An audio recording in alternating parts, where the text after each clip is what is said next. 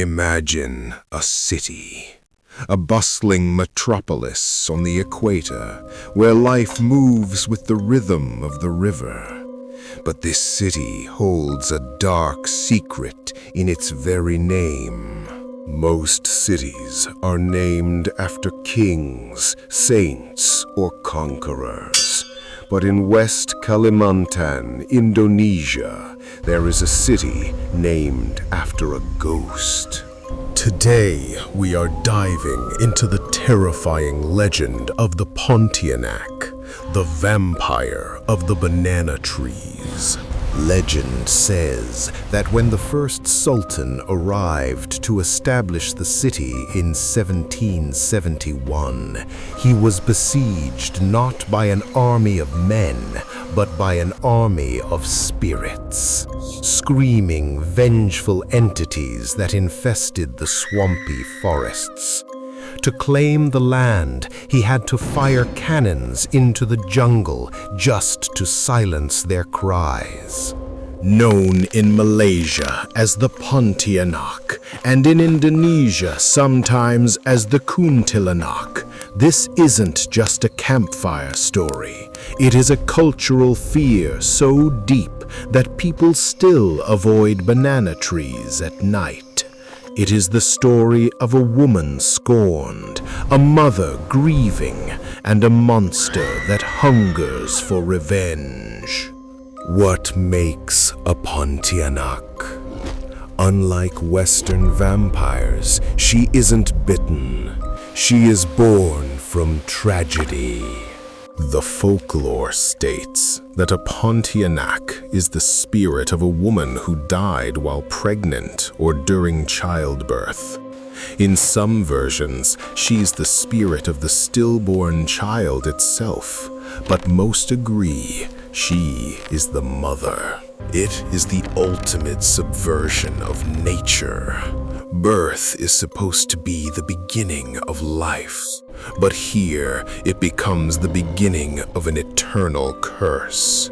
Consumed by the pain of her death and the loss of her child, the woman's spirit refuses to move on. She rises from her grave, twisted by grief and rage. She appears as a beautiful woman with pale skin, dressed in white, often a burial shroud. Her hair is long, black, and untamed, but this beauty is a trap.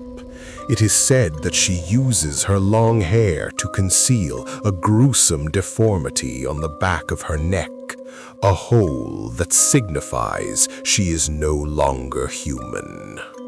She is a tragic figure, yes, but do not pity her, because if you meet her, she will not show you mercy. If you find yourself walking through a village in Malaysia or Indonesia at night, you need to know the rules.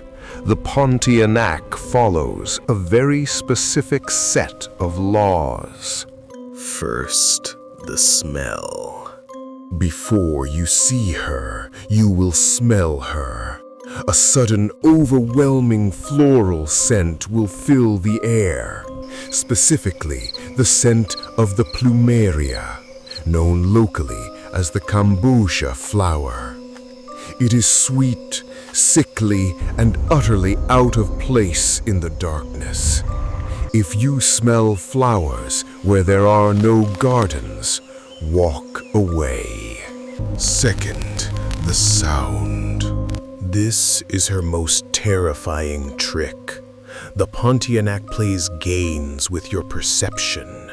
If you hear the sound of a woman weeping or a baby crying, listen closely to the volume. The folklore warns of an inverse law.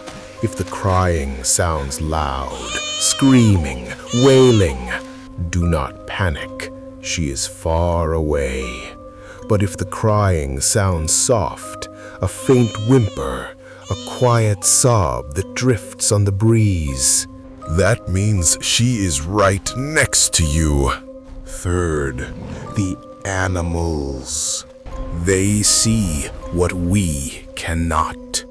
If a dog howls at the moon, it is looking at something far away. But if a dog is whimpering, whining, and hiding under the porch, it means the Pontianak is already in the yard. Where does she hide? In European folklore, vampires sleep in coffins.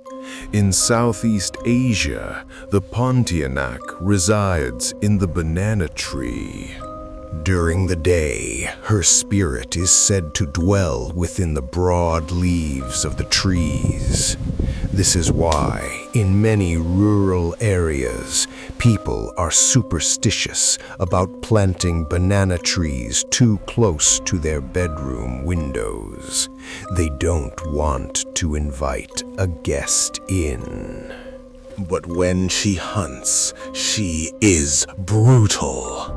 The Pontianak is said to target men, specifically men who are unfaithful, cruel, or simply in the wrong place at the wrong time. She uses her beauty to lure them in, often appearing as a lost woman on a lonely road.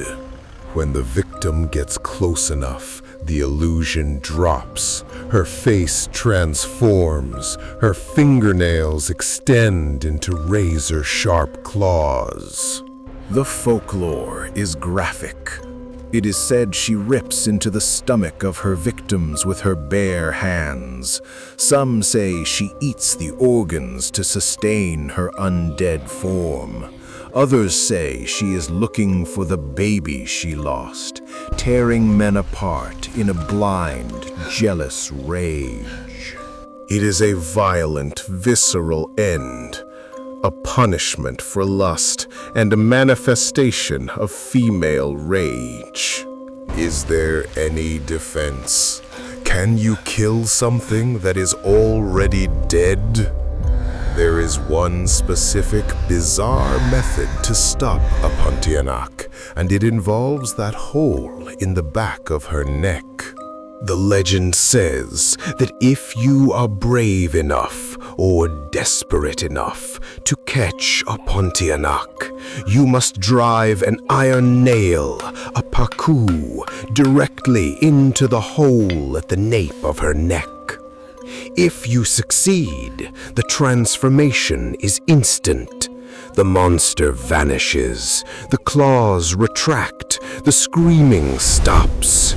She becomes, for all intents and purposes, a beautiful, dutiful human wife. There are stories in villages of men who have tamed Pontianaks, marrying them and having families. These women are said to make the most perfect wives until the nail is removed. If the nail ever slips out, the illusion breaks. The woman will laugh that chilling, high-pitched laugh, transform back into the spirit, and fly into the night, leaving her human family behind forever. It's a warning. You cannot force nature to bend to your will. The monster is always there, just beneath the surface.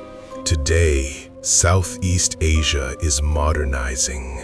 Skyscrapers replace jungles, electric lights replace oil lamps, but the fear of the Pontianak remains. She has starred in countless horror movies, from the classic films of the 1950s to modern cinema. She has become an icon of horror. But for the people who live near the banana plantations, she is not a movie monster. She is a reason to lock the door.